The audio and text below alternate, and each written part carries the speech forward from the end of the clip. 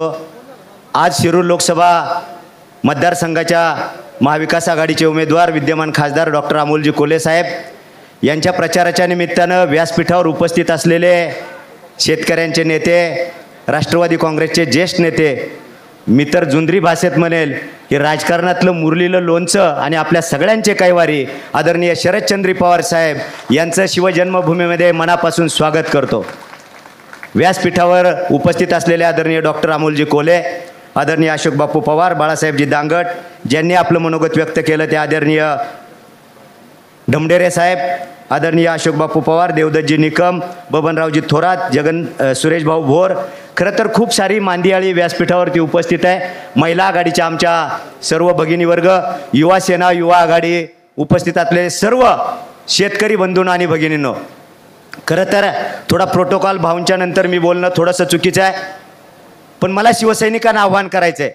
आम्ही सगळ्यांनी अनेकदा छत्रपती शिवाजी महाराजांच्या शिवजन्मभूमीमध्ये शिवसेनेचं काम करत असताना वंदनीय शिवसेना प्रमुख बाळासाहेब ठाकरे आणि आदरणीय नेते शरदचंद्रजी पवार यांचे फोटो पाहिलेले आहेत। शरदचंद्रजी पवार साहेबांचा गालगुच्चा धरतानाचा बाळासाहेबांचा फोटो आजही आमच्या हृदयात कायम दिसतो। त्याचं कारण असं आहे, राजकारणामध्ये राजकारणाच्या ठिकाणी राजकारण, पण मैत्री कशी करावी हे महाराष्ट्राला दाखवून देणारे एकमेव उदाहरण म्हणजे बाळासाहेब ठाकरे आणि शरदचंद्रजी पवार आहे।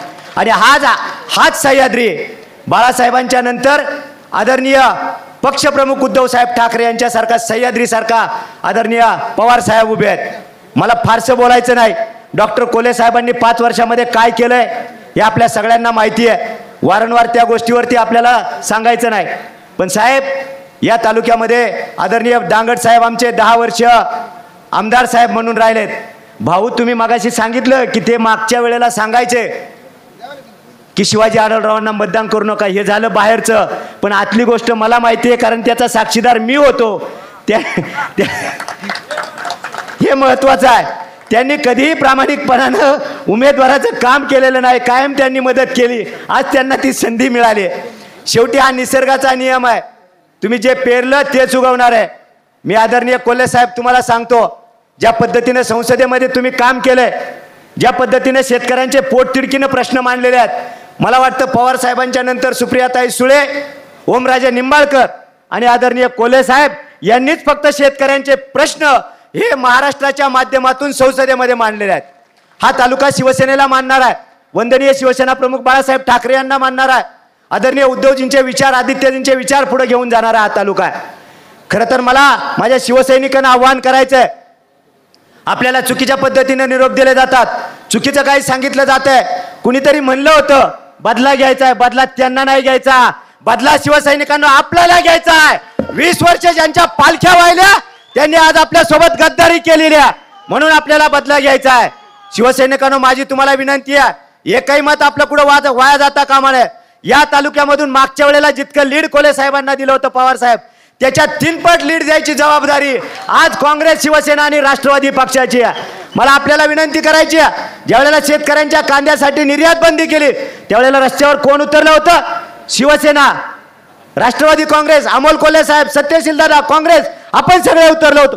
कुठं होती ती मंडळी? आज काही मंडळी सांगतात विकासाकरता आम्ही हे केलं ते केलं, आजपर्यंत तुम्हीच होता ना, आता कुणाचा विकास करायचा आहे? तुमचा तर झाला, जनतेचा काय विकास करता?